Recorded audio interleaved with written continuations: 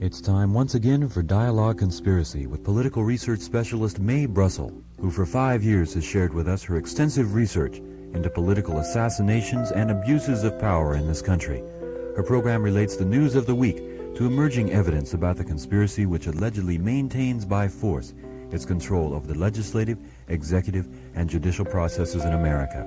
And now, Mae Brussell. Good afternoon.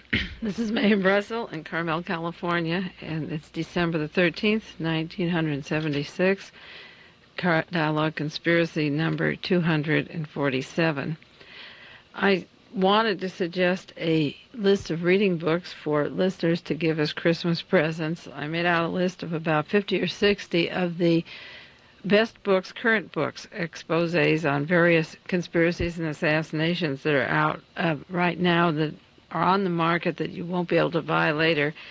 But there's so much news coming out with regard to the arsenal in Los Angeles and counterintelligence that I decided to do that this week. And then maybe next week it won't be too late to give you a list of books. I also want to talk about the committee in Washington, D.C., and I'm going to put that off except for a few words. You probably read this week that the Congress they're being asked for $6.5 million to investigate the John Kennedy assassination and the Martin Luther King assassination, and there's no mention of the Robert Kennedy assassination at this time. As you know, the people that listen regularly, the Select Committee on Assassinations in Washington, D.C. is something that I'm very suspicious of, and I'm taking a hands-off policy on it at the present time. I got a letter from Richard Sprague, the chief counsel and director for the Select Committee, and he wrote to me, "Dear Ms. Brussell, thank you for your letter expressing interest in the events surrounding the assassination of John Kennedy and Martin Luther King." He said, "We will be calling upon the assistance of numerous individuals and government officials. To this end, I greatly appreciate your interest. Your letter has been forwarded to our research department, which is responsible for conducting a thorough and comprehensive analysis of all documents and correspondence." So we'll see what his research department does with some of the information I sent to them. But I'm very skeptical of it. I'm skeptical because Mr. Sprague was selected to head this committee by an agent of the CIA, George O'Toole, who had been the CIA for many years, and he was the man who handpicked Mr. Sprague in Philadelphia. And also Richard Sprague, who's heading the new investigation, worked with Arlene Specter, the DA in Philadelphia, Pennsylvania, for many, many years, and he claims that while working under him, and he admits that he worked with Arlene Specter, that he never once discussed the Kennedy assassination. Well, Arlene Specter was an attorney, a CIA attorney on the Warren Commission. Every attorney there was from the Central Intelligence Agency, and he was the one that concocted the notorious bullet 399 that was supposed to have gone through John Kennedy's back and arms and leg and fell out whole, a pristine bullet that was found on a stretcher, and it also went through John Kennedy's back and chest, and then went through John Connally's back and chest and his arm and came out the wrist, and part of it is still lodged in his leg, and John Connally had multiple surgery. This bullet 399, this miracle bullet, was the concoction of Arlene Specter. Another very good researcher, Howard Weisberg, believes that there's a definite conflict of interest in having Richard Sprague as the chief counsel in this matter, because one of the first witnesses to be called would be Arlene Specter, and it's hardly likely that a man who's been working with a CIA partner for these many years and admits that he worked with Arlene Specter, and it's very unlikely that he's going to call Specter as a witness. The committee now is spending part of their $6 million down in Mexico at hotels and interviews, trying to find a dry 13-year lead that was false in the beginning about Lee Harvey Oswald's contacts in Mexico City, and they can use that budget up for a little while following all the false leads, and all they would have to do would be to call in Arlene Specter. Another person they might call in and save some money is James Earl Ray. The newspaper says today that the Supreme Court turned down James Earl Ray's plea for a new trial. Of course, the San Francisco Examiner says the assassin Ray loses Supreme Court plea, and yet there is no evidence, ballistic or otherwise, that James Earl Ray was the assassin of Reverend Martin Luther King. But each generation gets this lie perpetuated. They don't say the alleged assassin. James Earl Ray claimed in his appeal that both the FBI and the local police department deprived him of his rights, that he was framed, and that he was told to plead guilty. They said that he'd get the death penalty if he didn't, and two lawyers, Arthur Haynes, he said, made a deal, and Percy Foreman made a deal, and they worked with a writer, and Mr. Huey, William Bradford Huey, and Huey had told him, I'll use the book money to pay your lawyer's fees, and he claims that Huey was planning the case through contract agreement to pay the lawyers, but that they were just locking James Earl Ray up without a trial. In seeking the Supreme Court review, it was Ray's attorney who said that this case raises major constitutional issues with respect to voluntariness of the plea. There was a waiver of conflict of interest on the part of the criminal defense attorneys, both attorneys that represented James Earl Ray, and there's professional and ethical competence that is questionable at this time. James Earl Ray never had a trial that met a full jury, and he was forced to plead guilty, and he claims that there's a lot behind the scenes. His attorney said the charge is that those who did kill Martin Luther King are still at large, and they are protected in part by the unwillingness of the courts to face these unpleasant facts.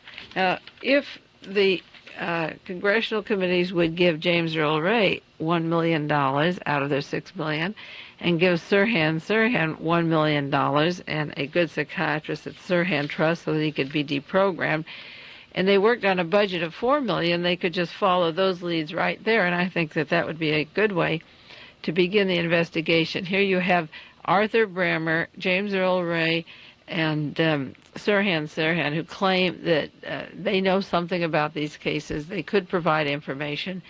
And Congress and the Supreme Court ignored them totally. There's no mention about calling them as witnesses or giving them the right to say, you know, what happened. In the meanwhile, these congressional investigators and secretaries and staff of 70 are going to draw in a budget of $6 million or more following dry leads, and I think it's really pathetic. I don't have much confidence in this whole setup, and every day as I see it going on, I have less. That I do want to talk at length also about the Howard Hughes story, and I'm not going to do that today, but I suggest that you buy Time magazine if you haven't already and put it away. There's an account in there by James Phelan, who wrote a book on Howard Hughes, and he describes Hughes' death, how he was like a victim of Buchenwald or Dachau, and he describes the Mormon mafia around him, one psychologist and 4 chauffeurs. They were not legal secretaries. He describes leaving Las Vegas, if that was Hughes or if it was a double, whoever, where they kept bottles of urine for no medical purposes for as long as 3 years, and he talks about the filth and the stench. Absolutely no reason to keep old urine, 3 years old, in bottles, and filth. And he describes what's the literal torture of a person.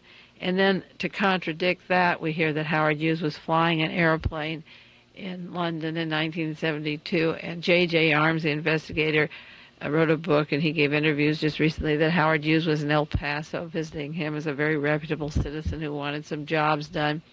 And you have these contradictions, and everybody is getting a book published on the subject. You can either say he was a very refined type of English, a man with a Van Dyke beard and a crisp little smile and hearty handshake, or you can say he was a bubbling idiot who didn't know what was going on, and he was fed chocolate bars and kept suppressed. But I think the important thing to do is to read Time magazine and see the background of these aides, the little bit of glimpse they give, and see the physical condition of this human being.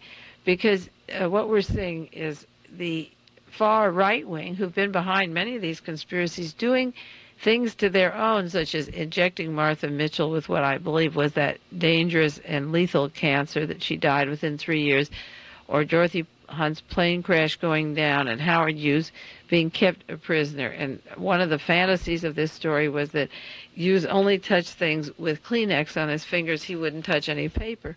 But that could be reversed to say that they didn't want any fingerprints because the man that they kept there as the body while all of this control system went on with satellites and communications and weapon systems and using him as a front for the CIA. The double couldn't be recognized either. There's no proof that Howard Hughes wouldn't have touched something. There's every reason to believe that the double couldn't touch it and that some fingerprint would touch something that would tell us it wasn't Howard Hughes. Incidentally, in the news that today, Monday the 13th, a gentleman passed away in Ibiza, Spain. He was the one that was known as the hoaxer, the painter, Emile Dehorey. He was 65 years old, and he, according to the news account, died of an apparent overdose. It was a suicide, and there was no note. And it was this gentleman that worked with Clifford Irving on Ibiza, and they did this story on the duplicating of paintings and the hoax. The story in Paris was that he committed suicide because he was going to trial for his various hoaxes and art forgeries. They involved a man in Texas. And according to the information I had on the burial of Howard Hughes in 1971 in Greece, the story that I was given was that Clifford Irving, writing the book at this time, was in some way linked to the Aristotle Onassis Howard Hughes scheme of thing. It was this producing of the book by Clifford Irving, this on Howard Hughes, that caused a gentleman in the Bahamas to have a radio telephone conversation with 6 persons from the news media that he selected to verify that Hughes in fact was alive, because there were people that said he wasn't alive or wasn't in Las Vegas, Nevada at all. So in order to put all those rumors to rest, a man was created who got on the telephone, and I have a book at home with the conversation. It's typed up of that 1972 conference, and this man wasn't answering any of the personal questions, and he went off on a long diatribe on how airplanes were built. So now I'm wondering, it's just an if, and I'm asking you the question, and it's worth throwing around in our minds. There's the big court decision coming up this next month on the Howard Hughes wills. There's about 20 or 30 of them, and then there's that famous Mormon will that they have to decide if it's authentic or not. And knowing how these people are pushing that will, particularly Noah Dietrich, who has made the executor. I just read last week the court record, a resume of the court record in Los Angeles, and Noah Dietrich wanted to pursue the fact that this was an authentic will. And he said to the judge that he would get the assistance of former chief of police, one of the chief executives of the Los Angeles Police Department, and also a commander in the National Guard, and that those people would help him find a will of Howard Hughes.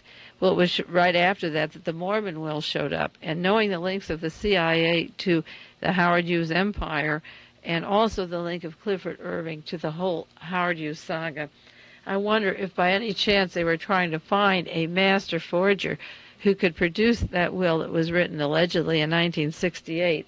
And I wonder, I'm just asking this, if Emile Dehorey didn't die and it wasn't a suicide, if he died now because of the remote possibility, working with people in Texas, that's where he ripped them off on the art duplication, working with Clifford Irving, and knowing the CIA counterintelligence that was involved in the whole Hughes organization, I wonder if this untimely note without suicide without a note has anything to do at all with the experts that are being brought in now to identify the will, because he made some comment before he died about signing signatures, and Dehorey had made the remark about, I never signed people's signatures, and denial, of course, is part of an intelligence cover-up. And it's interesting that he dies now just at a time where they are going to rule out whether or not it is a forgery, and because of his links to Clifford Irving and Irving's links to the whole Hughes story, his death was important, and it just didn't get too much notice. That's why I thought I'd talk about it, because you might not have even picked it up in the newspaper or linked it to the Hughes will, which I'm beginning to wonder about. Well, the last few days we've had newspaper articles on the arsenals in California. They've unearthed what is supposed to be the largest private arsenal in the state. It is the largest so far. But I might say that one reason I got interested in the Kennedy assassination was because I had heard in 1960 and 61 that the paramilitary Minutemen were very busy at that time, just prior to the Kennedy assassination, had plans to make these military arsenals every 20 miles with the help of the United States government and the Nazi Party, to have them spaced at the equivalent of every 20 miles across the United States. And I also was aware of the Barker Ranch, which I have said all along was a safe house for the Manson family. Remember, they were hastening this anti-black race war. They left credit cards in the black part of town, and they're violently anti-Semitic, anti-black. As I say, I've heard of these caches, so it didn't surprise me when a Donald Wiggins was named and fingered, and he took various people to where they had buried these caches, and they range in this particular area from Lancaster to Ontario and San Bernardino. Now, there's enough military equipment in this one find for a 200-man army. U.S. military helicopters are using infrared cameras to see if they can pick up more caches. They're looking for bunkers where weapons might be hidden. There's rifles, pistols, hand grenades, mortars. It's French, Japanese, German, Russian, U.S. machine guns, and 50 caliber anti-aircraft weapons is some of that arsenal. Save articles on this, because you'll find that there are more arsenals around the country, and hopefully maybe somebody will speak up and unearth them. Now, along with the anti-black, anti-Jewish, anti-communist domestic arsenals of that type, is a big story which took place in San Francisco December the 1st. That was just 13 days ago. It was in the San Francisco Chronicle, and I've waited 13 days, and I haven't found any coverage of this particular story that I'm going to share with you on the air in any newspaper that I take, and I take 10 a day. And the lead article is "The Possible Break in San Francisco Sniping Case." And this has to do with a David Shore who was arrested and held by the police since November the 30th, or a few days before that, and the story broke on December the 1st. And as I say, there's not a word in any of the national newspapers or the Los Angeles Times.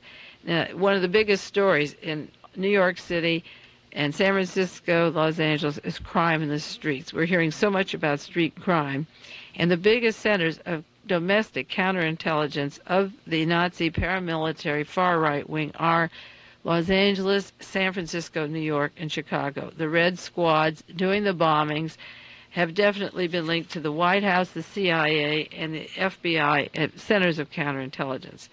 As a matter of fact, J. Walter Thompson, the advertising agency that gave us Richard Nixon and the White House staff, represents, or did represent until just recently, unless they've stopped, the San Francisco Police Department. Now, Charles Gaine, the chief of police of San Francisco, was active in counterintelligence in the Oakland area. And he was kicked out of there because they had so much violence, so many killing and chasing of Black Panthers and black people. And then he left for several mysterious years, I believe one in Canada and one in the South, and returned to the San Francisco area. And so that's the clue, because of Charles Gaine's background, that San Francisco was ready for counterintelligence, and I've mentioned that before on Dialogue Conspiracy. Well, who is this David Shore who was arrested by police just at a time when sniping was taking place in Los Angeles, in San Francisco? He's described, these are quotations from the San Francisco Chronicle, December 1st and 2nd. He's described as a brilliant young University of California student. He graduated from the School of Criminology. His parents are Irving and Marville Shore. They're both federal administrative law judges and lawyers. He's now attending law school, his first year in law school. He's an honors student, outstanding grades while he attended criminology and law school, and his parents live atop Nob Hill in San Francisco. His father was one-time attorney for the State Division of Law Enforcement. His father also ran unsuccessfully 3 times as the Republican candidate for state assembly. Young Shore was being held for the sniper shooting in San Francisco. New York cab driver, if you remember, the front page of the Chronicle, Bernard Austrager, 55, was shot for no apparent reason November 23rd at the corner of Powell Street and O'Farrell, downtown San Francisco. Sharon Harrod, 33, was hit by a sniper's bullet the next morning, November 24th, 1976, 2 blocks from where Austrager was shot. As soon as Sharon Harrod was shot on November 24th, the mayor, George Mosconi, in San Francisco immediately ordered 200 more policemen San Francisco needs police on the street to work overtime because, in quotes, we have to stop the random snipings and the street crimes of San Francisco. Well, it just so happened that November 30th, it was a few days after these random shootings, just about 6 days later, David Shore was across the bay over at UC campus at the law library at the School of Law in Bold Hall when a burglar alarm tripped off. Evidently, he wasn't supposed to be there. He was up to some kind of mischief. And a burglar alarm tripped off at the library, and the police from Oakland came over. Not San Francisco police, but the Oakland police. And they ran after this particular David Shore, and they began a chase. He ran out of the library, got into his car. He was driving 90 miles an hour through Berkeley. He smashed one of the police cars, and he was taken into custody in Oakland. And at that time, he was charged with 2 first-degree armed robbery, 2 counts possession of stolen property, possession of burglary tools, and it gets even better, his links to the police department. He had possession of unauthorized keys to many of the state facilities. He had got keys into buildings that belonged to the state. He was charged with 1 account of assault with a deadly weapon, being his car, 2 vehicle code violations, and at the time of his arrest, he had a loaded pistol with him. But that wasn't all. He also had newspaper clippings about the 2 O'Farrell Street shootings of Sharon Harrod and Bernard Ostrager, and he also had in his car an advertisement for a silencer, a .22 caliber pistol. So they went to his apartment for a search warrant. He had a separate apartment just a few blocks from where the shootings were taking place, apart from the Nob Hill apartment of his mother and father, lawyers, active Republicans, state Republicans, and active with the criminal department of California. The father had a position before. They took a search warrant to the apartment and found a .22 automatic silencer with 10-shot automatic pistol. They found a large quantity of ammunition. They found parts of locks and hundreds of key blanks, and they found a key-making machine in his apartment so that he could duplicate keys, and he had the machine right there. He had a AR-7 .22 caliber semi-automatic rifle in a paper bag. He owned handcuffs, and then he had a Polaroid camera from the police department, San Francisco State University, that belonged to them. He had stacks of admission records from the U.S. Law School. And this is very important in counterintelligence, and I'm very suspicious of it, because when school started this September, I had an article of a black girl at Hunter Point who got a scholarship that was supposed to start school the next week, and she was murdered. I watched in the Washington Post, there was a young black student who had a scholarship and was leaving Monday for school, and he was shot in Washington, D.C. on Sunday. And I noticed that there possibly be a pattern of black young people not waiting till their leaders, racist, anti-black people murdering these black people. Maybe the next in line would be a white student to replace them. And these scholarship students, I noticed too, within 1 week, and I don't take papers from across the country, but I wondered what is going on here, and there may be many more. This particular student with his ammunition weapon had admission records from the law school, as I say, the Polaroid camera from the police department at San Francisco State, and parts of semi-automatic rifles. He not only had the camera from the San Francisco Police Department at San Francisco State University, but he worked with the San Francisco Police Department. He now works as a full-time civilian radio dispatcher at the San Francisco State University while attending law school.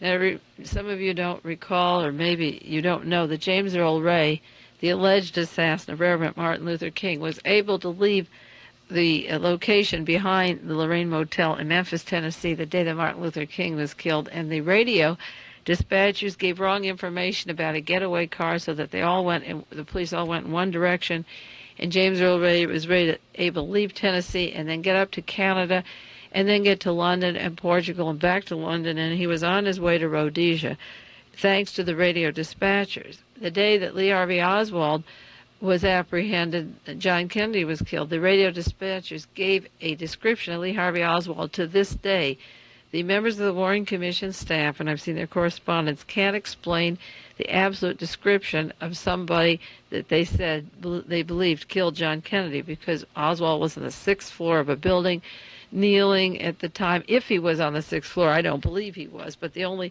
witness across the street who said he saw the rifle sticking out couldn't see him standing up in that position.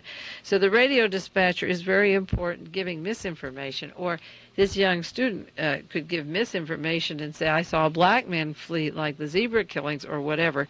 This short boy worked as a radio dispatcher at San Francisco Civilian Police, San Francisco State University, and he also had applied and was ready to start a job December the 8th. He was arrested at Bolt Hall in Oak over at Berkeley, the university, 30th of November, but he was to begin work as a dispatcher for the San Francisco Police Department on December the 8th. And you can see why with this background. The news has been a total blackout since December the 2nd. If there's been anything in the papers, send it to me. I haven't seen it at all. Now, the San Francisco Chronicle on December the 2nd said we cannot rule out the gun we can't rule it in or out, the gun that he had that did this other multiple shooting. There are enough matching characteristics with bullets removed from the victims to warrant a further test case. Mr. Shore is on, I think there's bail now. He's on the outside. He hasn't been charged with anything. They haven't denied that his gun matched the bullets of these victims in San Francisco.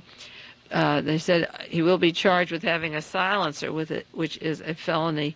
And he was arrested. There's been no information on this case at all. In the meanwhile, the San Francisco Chronicle, December the 12th, this last week, had an article on violence in San Francisco and snipers and how we should get more police and crime in San Francisco and how everyone's afraid. And yet, when they have one person like that is picked up on a fluke, is a total blackout, just like there's a blackout on the Chowchilla case, when the suggestion that it linked, again, to the paramilitary right-wing Zodiac killer operation, the minute that came out, the very first day when Stan Borman mentioned it on the 5 o'clock news of the similarity of the Zodiac messages, and I have reason to believe that's the International White Guard, a paramilitary right-wing, anti-black, anti-Semitic fascist organization. The very afternoon, and it can be documented that came on the news at 5 o'clock, then all information about the Chowchilla case went off the news totally across the country, and we don't hear a word about these people that were supposed to have done the kidnapping of the 26 children. Now, one of the things that is important for the holidays, in addition to getting new books, is to browse through old bookstores and used bookstores. And there's some excellent old books, and I have friends that collect old books that are historically valuable.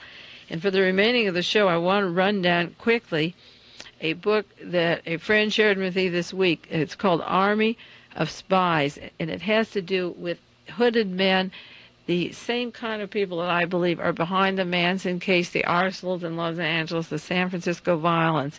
And this kind of operation didn't begin yesterday. The Armies of Spies was written by Joseph Guillaume, published by Macmillan in 1939. And this is the introduction of this book. It says, this startling book deals with espionage as it is today since 1933. He's describing 6 years of espionage. He said spies used to work in small groups, and now they work in armies. It is their business to invade by thousands any country known as a fever spot. They spread disinformation and propaganda. They tamper with machinery and key industries. They introduce livestock epidemics. They make a special study of water supply, communications, transport systems. And when the time is right, they promote assassinations and incidences of violence. They are international wreckers on a vast and highly organized scale, and they are referred to in this book as the hooded ones. You remember the Zodiac wore a hood, the men wore a hood over their face at the time of the Chowchilla kidnapping, the Ku Klux Klan that we're hearing about at the Marine bases, who also exist all over the country as a network, are the hooded ones. As you recall, last week and for many, many weeks on Dialogue Conspiracy, I've referred to the turning point of espionage seems to be when the Tsar was removed from power in Russia after World War I in 1918, and that time period. And from that time, it seemed that there were a group of people that vowed to get communism out of Russia. And would do it by terror, any means possible, assassinations or terrors. Now, the hooded, as I say, are in the newspaper down at Camp Pendleton in San Diego. And this book, it's called The Armies of Spies. I'm trying to locate it through some used old bookstores. It was just on loan. It goes into the operation that Adolf Hitler had in France in 1934, which I think is comparable to the operation which is taking place in the United States, getting it ready to prepare for a fall and a coup in case we go too far to what these people declare is the left. France fell within 24 hours, became a fascist state, but the groundwork was set in 1934. And the Nazis were illegal in France in 1934, and they set up secret cells, and they had regular meetings, and they were active in Spain in the revolution from 1936 on, and they planned violence against individuals. They planned explosions. And at first, France didn't believe that the violence was coming from Germany, or didn't dream it was coming from Nazi Germany. And this book describes a matter called the Rosselli affair, which is interesting because there's a Mr. Bouvier in France, which was Jacqueline Kennedy's maiden name, her father's name. And a Mr. Bouvier, it turns out, was behind these operations. And I have to do more research now into Jacqueline Bouvier because of her links, see if she's related, because of her links to Aristotle Onassis and the Greek Nazis that were in power while she was presiding with Onassis over in Greece. A Mr. Bouvier his son turned out to be one of the killers involved in the Rosselli affair, and a John Rosselli, and then appears again at the White House at the time of John Kennedy's assassination. And the names are in this early book in 1934. Maybe coincidental and maybe not. But at the time, the Rosselli affair, this Carlo Rosselli was from a wealthy family. He was a professor in Genoa, and he was giving Mussolini a lot of trouble. He went to Spain at the time of the revolution started, then went back to France, where he and his brother were brutally murdered. And the Hooded Ones were a secret organization that was formed after Leon Blum came to power in France, and the equivalent of Blum is like Jimmy Carter in power now. Blum represented the left, more of the left than the right wing, and there were 200 families of the industrialists that wanted to do something about it. 200 families owned the bulk of French wealth, just like 200 families own the bulk of American wealth. And offices were set up, and they used bombs. The Hooded Ones used bombs, and they bombed buildings and left books around, making it look like the left was there. They had a handbook that had a name. It was called Special Instructions, Communist Party. And in case anyone was caught, if their instructions fell to the wrong hands, it would look like the communists were doing this kind of violence. And they taught techniques in street fighting and special forces and combat use of automatic revolvers and hand grenades and submachine guns, the same kind of weapons that were found in California this week and are hidden all over the country, provided by the military, were used. But the handbook, in case they were caught, was called the Secret Instructions to the Communist Party. At the time that I wrote the SLA as the CIA, I noted in this particular article on page 10 that the right-wing CIA was using a book by Carlos Marighella called The Mini Manual for Urban Guerrilla Warfare, and that Lee Harvey Oswald kept on the coffee table in Texas, Das Kapital, while he'd meet with 20 to 30 Nazi or right-wing military security people linked to the oil exploration and engineers. While Oswald was doing that, he always kept Das Kapital on the coffee table, and every witness just about saw it, even though it's really not available to examine now. Also, this elaborate spy system in France, before Hitler was able to take over, was fronted by a man called the Engineer. And Lee Harvey Oswald, when he arrived from the Soviet Union to the Dallas-Fort Worth area, met with engineers, George Bowie, Max Clark, George DeMohrenschildt, Paul Rygotorodsky, all high up links to the Solidarists, the White Russian organization, and they were engineers, and that was the front in France, and it is the front here. They had an office where they kept their weapons, and it was called the Healing Office, and the man advertised it was a center for healing, and they suggested hypnotism and modern techniques of healing, and it actually was a place where machine guns were stored. And they used a boarding house where genteel little old ladies lived, and under there were cachets of weapons. And in the foyer of this particular boarding house was the hooded ones, a statue of the hooded ones, and they began to investigate that these hooded ones were a formation of a secret army. And they went into this army, and the organization was called the Secret Comité Secret d'Action Révolutionnaire. The letters spell CSAR, and that was the organization of the hooded ones. And in the cellars in France, getting ready for the overthrow, and it worked because within 24 hours, all of France belonged to Hitler, and they had done their groundwork since 1933-34, and they had spread bombings and terrorisms, and a simple person like a Rosselli, the Rosselli brothers were murdered because they were critical of Mussolini in Italy, and it turned out that the German Nazis had killed the Rossellis in France, and nobody made the connection to the Nazis. And I hope in this country that we don't wait so long to make some of these connections.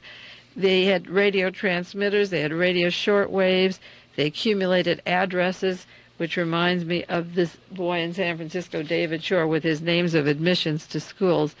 And in one cache, they had hand grenades, 400 hand grenades, explosives, 100 cartridges of calibers, revolvers, submachine guns. And they also had Italian and German weapons in France, just like the Minutemen have stored in California. The paramilitary Nazis, and the same kind of linkage, the same mentality, have Italian, German weapons in California stored along with Russian and American. They had the same thing in Europe. Now, there were bombs found that were identical to the ones that blew up the Rue de Prusburg, and they thought that Mr. Blum's party was blamed at the time. The leftists were blamed, and they found weapons and caches in the house, this boarding house for genteel ladies, where the weapons were kept. Remember, I mentioned also in Dialogue Conspiracy this man who's done hits for the CIA who told me that the contracts go to a professor, a teacher at University of Brigham Young in Salt Lake City, and then to what is supposed to be a house for women, a whorehouse or a women's house in Chicago, where the instructions and assignments are given so that these brave, courageous men hide behind the boarding house of a genteel lady or a whorehouse to signal off their killing programs. As they began to collect some of the arsenals in France and find out that Mr. Bouvier was behind this, then they began to link various violences and bombings with the extreme right wing and not the left. And we were made to believe, or they were made to believe, that the left was doing it all along. It was the office called the CSAR, which was synonymous with Nazi Germany and fascist Italy. And another office that they hid behind was the Maritime and River Transport Mortgage Company. It was a front for a semi-military organization with a general staff and a medical corps. The Maritime River Transport Mortgage Company was able to they had blank papers where they manufactured passports. They planned for armed troops. They had detailed information of personnel and organizations of police departments of our principal cities, which again, the Shorberg boy was working with the police departments. They kept notepaper and other stationery which was stolen from the military establishment. That's debatable whether it was stolen or given to them. They had lists of buildings with their exits and entrances, the sewers of Paris. Remember, or maybe you don't, the two men were arrested in Santa Barbara at the time that Squeaky Fromm was arrested in Sacramento for allegedly trying to kill Gerald Ford, and they were on $100,000 bail. We've never heard of that trial. That's been off the news. They each were held for $100,000, and they had the sewer plans of Sacramento, but they didn't get up there that day. They had plans for the interior newspaper offices. They kept facsimile of signatures so that they could forge for important ministers of the government, and lists of high functionaries and parliamentarians to be arrested at a given signal. At the time of Watergate, Robert Mardian from the Justice Department and G. Gordon Liddy were at the archives watching demonstrations of German Nazi movies. They're pro-Nazi, and Robert Mardian has lists for internal security of every person who would be arrested at a time of a given emergency and was giving to the Republicans. They also planned for the seizure of buses, which reminds me of Chowchilla. Maybe that was a test case. And they were into means of transportation. They were interested in transportation. Now, Mr.